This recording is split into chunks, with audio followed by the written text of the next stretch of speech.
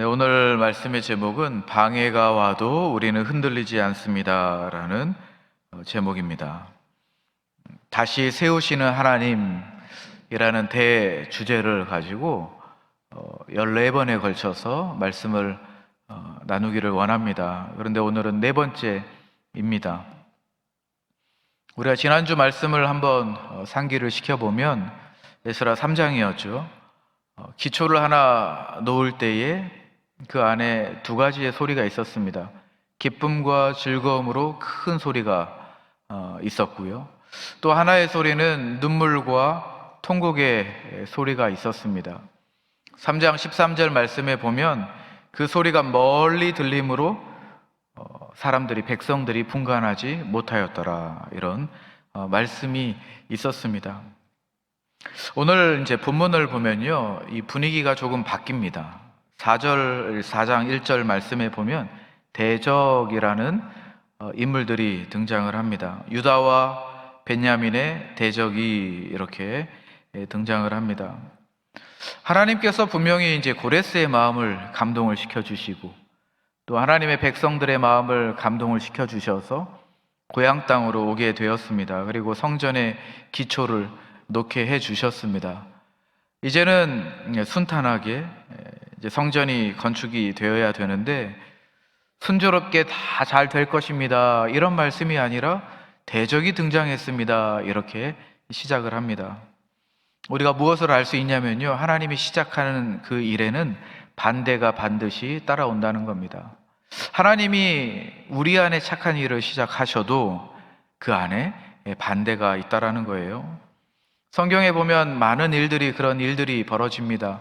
이스라엘 백성들이 애굽에서 출애굽하고 어떤 일을 만납니까? 긴 광야라는 방해, 반대를 만나게 됩니다. 대적들을 만나게 되죠. 다윗이 기름 붓습니다. 기름 부음을 받습니다. 그런데 그때에 사울이라는 이 왕을 통해서 쫓김을 당합니다. 대적이고 방해입니다. 반대자이죠. 여러분, 우리도 마찬가지입니다. 우리가 말씀을 듣고 또 집회에서 우리가 은혜를 받습니다. 여러분, 그러나 그 은혜를 받은 그 다음 어떻게 됩니까? 은혜를 지켜내야 하는 싸움이 시작되는 거죠. 하나님이 일을 시작하시는데요, 그 다음에는 반대가 있고 방해가 있습니다. 싸움이 시작되는 겁니다. 오늘 말씀에도 보면 세 가지 덩어리가 있는데요, 첫 번째로는 그럴듯한 제안이 있습니다. 이것이 첫 번째 이야기입니다. 두 번째 이야기는 지도자들이 분별합니다. 분별해서 판단합니다. 세 번째 이야기는 그 다음에, 분별과 판단 그 다음에 긴 대가를 치러야 하는 시간이 필요합니다. 그 세 가지 이야기를 오늘 이제 본문 말씀을 통해서 우리가 한번 살펴보도록 하겠습니다. 우리에게 주시는 교훈이 무엇인지, 그리고 이 말씀을 듣고 우리의 삶 가운데 주님을 따르는 그 십자가의 길 가운데 우리에게 말씀이 원하는 것이 무엇인지, 말씀이 우리에게 무엇을 요구하는지를 우리가 한번 보도록 하겠습니다. 대적이 등장합니다. 그런데 대적이 등장한 모습을 보면 무기를 들고 오는 것이 아닙니다. 대적들이 협박하는 것이 아니고요, 2절 말씀에 보니까요, 제가 세 번역으로 한번 읽어드리면 대적들이 와서 이렇게 말했습니다. 우리도 당신들과 같이 하나님을 섬깁니다. 우리가 지금까지 제사를 같이 드려왔습니다. 여러분들처럼 저도 제사를 드리고 예배를 했던 사람들입니다. 여러분들과 함께 성전을 짓고 싶습니다. 여러분들을 도와주고 싶습니다. 이렇게 대적들이 와서 이야기했습니다. 여러분, 이 대적들의 모습을 보면 내가 여러분들과 다르지 않습니다. 다른 것이 아니라 같습니다. 제가 여러분들을 방해하지 않겠습니다. 여러분을 돕겠습니다. 여러분, 제 신앙의 이력 한번 보십시오. 여러분들과 비슷합니다. 제가 이리로 온 날부터 여호와 하나님을 섬기고 제사를 드려왔습니다. 이 신앙의 이력까지 이야기합니다. 여러분, 참 힘듭니다. 이런 상황은 힘들어요. 왜냐하면 칼을 들고 나왔거나 아니면 위협하거나 협박을 하면 여기에 대한 반응을 하면 됩니다. 분명하거든요. 이 사람들은 잘못된 사람들이다. 분명한데요. 지금 그렇지 않다는 겁니다. 우리에게 있어서 신앙생활, 신앙 여정을 하는 데 있어서 가장 크게 우리를 흔드는 것은 무엇이냐면 명백하게 보이는 것이 아니라 그럴듯하게 보이는 것, 비스무리하게 보이는 것이 우리가 신앙생활 하는 데 있어서 가장 힘든 부분입니다. 우리가 신앙의 여정을 우리의 삶 가운데 걸어가는 그때에 이런 대적들이 있거든요. 비스무리하게 도와주겠습니다. 저도 하나님을 믿습니다. 이런 다가옴이 있습니다. 여러분, 이제 겨우살이라는 식물이 있습니다. 겨우살이가 있는데요. 기생생활을 하는 식물입니다. 약초로 쓰이기도 하는데요.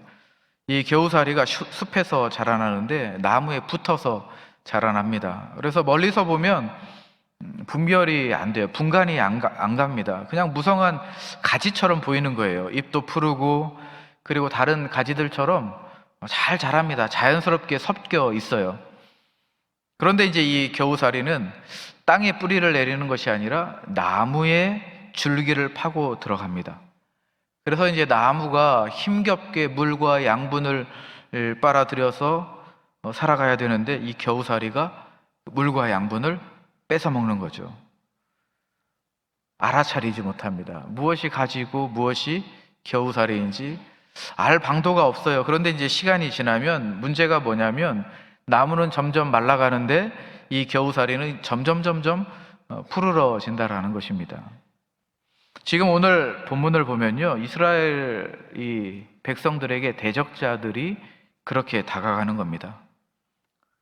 우리는 너희들을 죽이는 것이 아니고 죽이려고 하는 것이 아니라 우리도 같이 하나님을 섬기는 사람입니다. 우리도 나무의 일부입니다. 이렇게 찾아온 것이죠. 여러분, 이 백그라운드는 열왕기하 17장에 나와 있습니다. 그때에 이스라엘 백성들이 우상을 섬겼어요. 우상을 섬기고 하나님을 떠났습니다. 아수르가 와서 멸망당하죠. 그리고 이제 아수르의 왕 에살핫돈이, 본문에 나오는 에살핫돈이 다른 민족들을 이주를 시킵니다. 그래서 이제 함께 살아가는 거죠. 이 이주된 이 다른 민족들이 하나님을 예배해요. 예배하는데 문제는 뭐냐면 자기들이 섬기고 있었던 그 신을 다시 데리고 와서 다른 뿌리를 내리는 거죠. 겉으로는 우리 주님을 예배하는 것 같지만 실제적으로 뿌리는 다른 곳에 내려져 있는 겁니다. 겉으로 보기에는 비스무리해 보이지만 실제로는 그렇지 않은 거죠. 우리의 일상 가운데도 우리의 삶에도 이런 순간이 있습니다. 우리에게 다가오죠. 나도 당신과 같은 생각입니다. 나도 믿음이 있습니다. 나도 예수 믿습니다. 도와주고 싶습니다. 이렇게 다가옵니다. 겉으로만 보면 판단하기 참 어렵습니다. 진실이 맞는지 아닌지 그 자체를 분간하기 어렵습니다. 비슷한 배경, 같은 언어, 같은 교회 문화. 여러분, 우리가 이민 정착을 할 때에 다가오는 사람들, 그 손길, 여러분 어떻습니까? 우리의 마음을 이용하는 경우도 참 많이 있지 않습니까? 여러분, 우리가 살아가는 데 있어서 위험한 유혹은 무엇이냐면 가면을 쓰고 오는 것이 아니라 대개는 손을 내밀고 온다는 것입니다. 그것이 우리 삶에 있어서 가장 분별하기 힘든 부분입니다. 이 심해에 살아가는 아귀라는 물고기가 있습니다. 바다 깊은 곳에서 살아가는데요, 이 가느다란 촉수를 가지고 있어요. 그런데 이제 거기에 빛이 반짝반짝합니다. 그래서 이 작은 물고기들이 이 빛을 보고 따라와요. 물고기들이 길을 안내하는 안전한 길잡이로 생각을 하고 이 빛을 따라옵니다. 그런데 그 빛은 이 물고기들을 인도하는 인도자가 아니고 이 물고기들을 삼키는 포식자인 거죠. 여러분, 지금 대적들도 마찬가지입니다. 대적들이 이스라엘을 찾아왔어요. 그런데 우리도 함께라는 이 말 때문에 빛처럼 보입니다. 내 길을 인도해 줄 빛처럼 보이지만 그 끝에 있는 것은 삼키는 겁니다. 그렇지 않다라는 거죠. 여기에 지도자들이 어떻게 했겠습니까? 말씀을 이제 3절 말씀을 보면요. 여기에 이제 지도자 이름이 나오죠. 스룹바벨과 예수아라는 지도자입니다. 이 지도자들이 바르게 판별을 하고 분별을 해야 되는데요. 지금 3절 말씀을 우리 한번 같이 읽어보겠습니다. 3절입니다. 시작.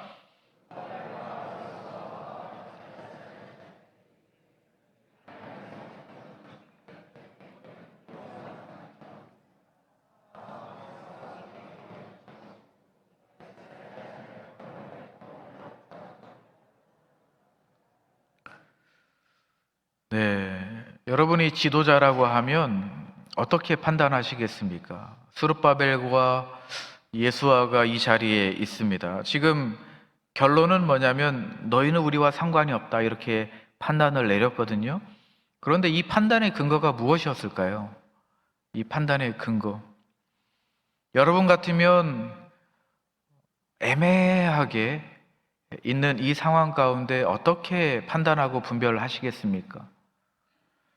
여러분 앞에 있는 이 자녀의 문제, 자녀 문제, 가정 문제, 직장 문제, 여러 가지 분별을 해야 되는 이 상황에서 어떻게 분별하고 판단하시겠습니까? 그 기준이 근거가 무엇이겠습니까? 지금 이 지도자들은 회색 지대에 서 있는 거예요.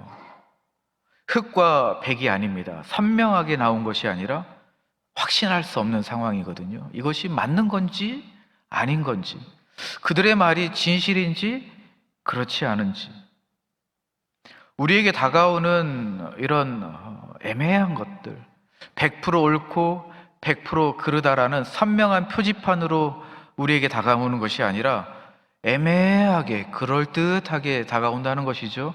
어떻게 관계를 맺고 가야 될지, 어떻게 이 제안을 받아들여야 될지, 어떻게 일을 함께 해야 될지 애매하다라는 것입니다. 이야기를 들어보니 나름 합리적인 이유가 있고 나름 일리가 있습니다. 여러분 어떻게 분별하고 판단하시겠습니까?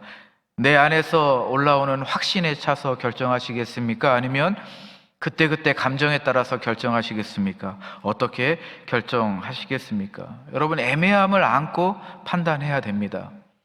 지금 여기에 나오는 지도자들은 한번 말씀해 보면 그 근거가 이렇게 나와 있죠.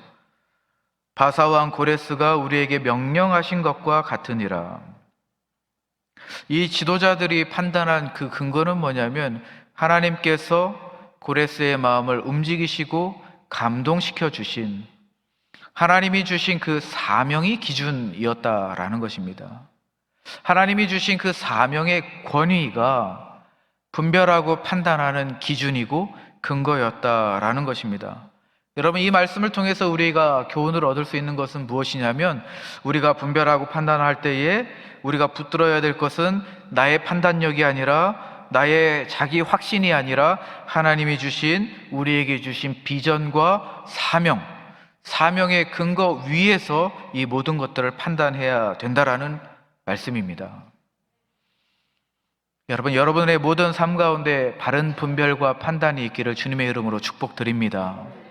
단 한 가지 우리가 주의해야 될 것은 무엇이냐면, 저 사람은 가짜, 나는 진짜, 나는 오른편, 나는 순수한, 우리가 이렇게 이분법적으로 접근하면 안 된다라는 것입니다. 왜냐하면요, 이것은 역사를 통해서 우리에게 교훈을 줍니다. 이 대적자들이라고 나와 있는 이 사람들은 후에 사마리아인들입니다. 이 사람들은 그리심산에서 자기들만의 성전을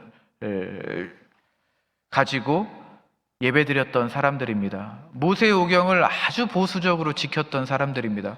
그러니까 이 사람들이 대적자이지만 그렇다고 해서 이 사람들이 완전히 나쁜 사람들, 불신자들, 하나님을 모르는 사람들, 그렇지는 않다라는 거죠. 그러나 당시에는 잘 모르는 거죠. 그러니까 우리가 분별할 때에 우리에게 주는 교훈은 뭐냐면, 분별은 반드시 필요합니다. 그러나 이 분별이 나의 의로움이 되는 순간, 변질되는 순간, 하나님의 마음으로 판단하는 것이 아니라 내 확신, 나를 정당화하고 나를 합리화하는 기준으로 분별하게 된다라는 것, 조심하라는 하나님의 경고의 말씀이 여기에 담겨져 있습니다. 여러분, 지도자들은 옳은 결정을 했어요. 그런데 이 지도자들은 더 도덕적이고 더 순수해서가 아닙니다. 하나님의 사명 앞에 하나님의 신실하심을 근거로 두고 기준으로 삼았기 때문에 옳은 판단을 할 수 있었던 것입니다. 여러분, 우리에게도 이런 일들이 많이 벌어집니다. 우리 일상 가운데 이런 많은 대적자들이 비슷하게 도움을 주는, 우리와 같은 모양으로 비스무리하게 애매하게 다가옵니다. 여러분, 그때 우리가 안 됩니다 라고 거절할 때에 여러분, 한 번 더 생각하시고 점검해야 됩니다. 내 확신인지, 내 감정인지, 하나님의 신실하심인지, 하나님이 주신 비전과 사명인지를 한 번 더 기도하고 점검한 다음에 분별하고 판단하셔야 됩니다. 여러분, 바울과 요한도 그랬어요. 신약 성경을 보면 바울도 갈라디아서 이 글을 읽다 보면 복음을 전하는데 비스무리한 복음을 전하는 겁니다. 다른 복음이라고 이야기하지 않았습니까? 바울도 그랬어요. 분명한 선이 있었어요. 여러분, 그 기준이 무엇입니까? 예수님의 신실한 복음, 바른 복음이 기준이었습니다. 요한도 그랬습니다. 요한이 이렇게 말했거든요. 그들이 처음부터 우리와 진짜 하나는 아니었다. 선을 그었습니다. 요한이 선을 그었던 그 기준이 무엇이었냐면 그것도 예수님께 신실하고 싶었기 때문입니다. 바울도 그렇고 요한도 그렇고 그건 내 마음이 아닙니다. 그저 주님 앞에 신실하고 싶었던 그 마음이 있었기 때문에 하나님이 주신 그 사명과 사명의 권위 위에서 판단하고 분별하고 사역을 감당할 수 있었던 거죠. 여러분, 우리에게도 사역과 사명이 있습니다. 하나님의 신실하심, 우리에게 주시는 주님의 마음이 모든 우리의 상황 가운데 기준이 되기를, 근거가 되기를 주님의 이름으로 축복합니다. 여러분, 이쯤 되면 이렇게 판단하면 참 잘 될 거예요. 모든 게 순조로울 겁니다. 평안함이 있고 승리가 우리에게 주어질 겁니다. 그러나 4절 말씀을 보면 그렇지 않습니다. 4절 말씀을 통해서 제가 찬물을 좀 껴안도록 하겠습니다. 4절 말씀인데요, 같이 한번 읽겠습니다. 4절 시작.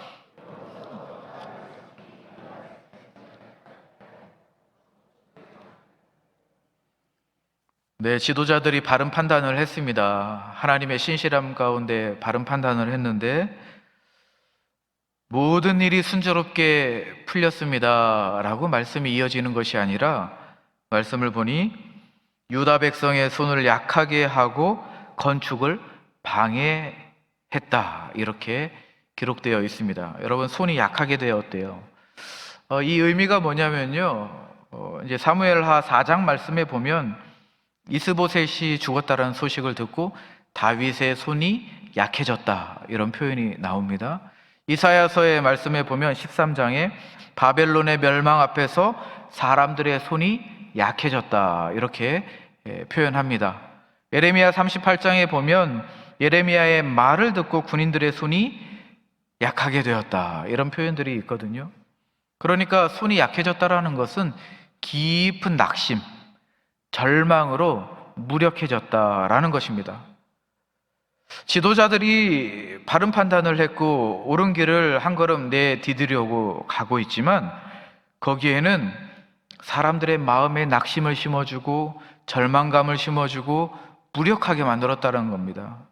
여기 말씀을 이어서 이렇게 계속 보면 관리들을 매수하고 끊임없이 회방하고 계속해서 소문을 만들고 절차를 지연시켰다라고 이야기합니다. 눈에 보이는 전쟁과 위협과 협박이 아니라 눈에 보이지 않는 소모전이 있다는 겁니다. 기간이 언제까지입니까? 16년입니다. 고레스 왕 때부터 다리오 왕 때까지, BC 536년부터 BC 520년까지 무려 16년 동안이나 침체되고 지연되었다라는 것입니다. 여러분, 우리에게 참 이 부분도 교훈이 있습니다. 우리가 옳은 선택을 하고 바르게 분별하고 하나님의 그 사명을 붙들고 기준 삼아서 우리가 뭔가를 열심히 하고 싶지만, 그러나 상황이 금방 나아지지는 않습니다. 때로는 이 신실한 선택이 긴 광야를 또 만나게 합니다. 여러분, 그렇습니다. 우리가 이런 경험들이 많이 있지 않습니까? 우리가 옳은 말을 했는데요, 목소리를 높였는데 오히려 관계가 서먹해지는 겁니다. 여러분, 우리가 신앙의 원칙을 우리 자녀들에게 이야기했는데 자녀들이 더 반발하는 거죠. 더 다르게 갑니다. 여러분, 우리가 직장에서 정직하게 살아가고 양심껏 내가 판단하고 옳은 길이야 라고 가고 있지만 오히려 손해보고 뒤처지는 듯한 그런 우리의 경험들이 있습니다. 여러분, 우리도 앞으로 우리 교회가 한 걸음 한 걸음 판단하고 옳은 길을 가야 됩니다. 그러나 그렇다 할지라도 더 답답해질 수 있습니다. 눈에 보이는 변화가 없을 수도 있겠죠. 더딜 수도 있습니다. 우리 본문은 우리에게 말씀합니다. 그런 시간이 올 거라고 이야기합니다. 본문은 우리의 삶을 미리 말씀해 줍니다. 그런 긴 광야가 있을 거라고 말해주고 있습니다. 신실하게 우리가 걸어갈 때에도 이런 긴 지연과 침체는 있을 수 있습니다. 그런데 이것이 실패의 증거가 아니라 여정의 일부라는 것입니다. 우리의 신앙 여정의 일부입니다. 그런데 여러분, 낙심하지 마십시오. 여기가 끝이 아닙니다. 여러분, 5장을 넘어가 보면 하나님께서 학개와 스가랴 선지자를 통해서 다시 한번 하나님의 손을 붙들게 합니다. 16년 뒤에 성전이 완공되어요. 하나님의 일을 하게 합니다. 여러분, 이 본문 말씀을 보고 유진 피터슨 목사님이 이런 표현을 합니다. 긴 순종이 필요합니다. 하나님께서 우리에게 좋은 모든 것들을 주시는 그 모든 것들을 우리가 누리기 위해서는 긴 순종과 긴 호흡이 필요합니다. 여러분에게 긴 호흡과 긴 순종이 있기를 축복합니다. 여러분, 우리가 한 방향으로 긴 호흡과 순종 가운데 서 있는 것, 자리를 잘 지키고 있는 것이 너무나도 중요합니다. 이 긴 광야의 시간, 지체되고 침체되는 이 우리의 삶 가운데 이 시간이 있을 때에 여러분, 우리가 이길 수 있는 하나의 힘은 긴 순종과 긴 호흡입니다. 유진 피터슨 목사님이 이렇게 말씀하셨어요. 두 가지 부류의 사람들이 있대요. 적어도 이 말씀 안에서 두 가지 부류의 사람들이 있는데, 첫 번째로는 화려하게 시작했다가 얼마 못 가서 지쳐 나가 떨어지는 사람들이 보였고, 또 한 그룹은 눈에 띄지 않지만 묵묵하게 자리를 지켰던 사람들이 보였다라는 것입니다. 여러분, 1번입니까? 2번입니까? 다시 제가 두 부류 사람들을 설명해 드릴게요. 생각을 하시면서 들으시면 되겠습니다. 첫 번째 부류 사람들을 보니까 화려하게 시작했다가 얼마 못 가서 나가 떨어지던 사람들이 있더라는 것입니다. 자, 이것이 1번입니다. 네. 2번은 눈에 띄지 않지만 묵묵하게 긴 호흡을 가지고 긴 순종을 가지고 한 방향을 향해서 묵묵하게 그 자리를 지켜가던 사람들이 있더라는 것입니다. 여러분, 몇 번이십니까? 네, 2번입니다. 네. 일부 예배 때는 3번도 있었습니다. 제가 아직 듣지 못했지만 저는 3번 하겠습니다 라는 분도 계셨습니다. 여러분, 우리 2번 하시기를 바랍니다. 여러분, 16년이라는 이 긴 침묵도 말씀 붙들고 이겨 나아갔습니다. 하나님이 다시 한번 손길을 내밀어 주시고 붙들게 하셨습니다. 여러분, 우리가 이 긴 광야를 걷는 것은 우리가 완전하지 못해서도 아닙니다. 물론 그럴 수도 있겠죠. 그러나 선하다라는 이유만으로, 우리가 옳은 판단을 했다라는 그 이유만으로 방해가, 대적이 일어날 수 있다라는 것입니다. 자연스럽다라는 겁니다. 그런 시간이 온다라는 거예요. 여러분, 이 과정을 예수님도 경험하셨습니다. 말씀을 마무리하면서 예수님 이야기로 우리가 한번 가보도록 하겠습니다. 예수님도 이런 긴 시간이 필요했습니다. 옳은 길을 가셨어요. 그런데 즉각적으로 승리가 주어진 것이 아니라 긴 고난의 시간과 긴 고통의 시간을 우리 주님도 경험하셨습니다. 여러분, 얼마나 많은 사람들이 주님을 유혹했습니까? 얼마나 많은 종교 지도자들이 예수님을 회유했습니까? 십자가로 가는 그 길목마다 얼마나 많은 사람들이 그럴듯한 제안을 했습니까? 여러분, 예수님은 한 번도 흔들린 적이 없으십니다. 한 번도 흔들리지 않았어요. 여러분, 흔들리지 않았기 때문에 우리에게 무엇이 주어졌습니까? 구원이 주어진 겁니다. 예수님이 흔들리지 않으셨기 때문에 우리에게 죄사함이라는 큰 구원의 선물을 주신 겁니다. 여러분, 우리도 지금 이 자리에서, 우리 삶의 자리에서 많은 방해가 있습니다. 그럴듯한 제안이 있고 도움의 손길로 포장해서 오기도 합니다. 애매합니다. 분별하기 너무 힘들어요.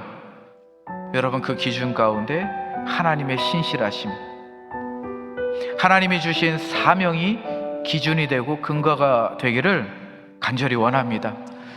여러분, 예수님께서 십자가에서 흔들리시지 않은 것이 우리에게 증거가 됩니다. 그러므로 우리는 흔들리지 않습니다. 십자가를 바라보며 주님 가신 그 길을 우리가 묵묵히 긴 호흡으로, 긴 순종으로 나아갈 때에 우리에게 가장 좋은 것, 가장 선한 것을 다 주실 줄로 믿습니다. 우리가 마지막 그날에 천국의 곳에 입성할 때까지 우리가 함께 같은 방향으로 이 길을 손잡고 걸어가는 가운데 우리에게 주실 은혜를 함께 누릴 수 있기를 간절히 원합니다.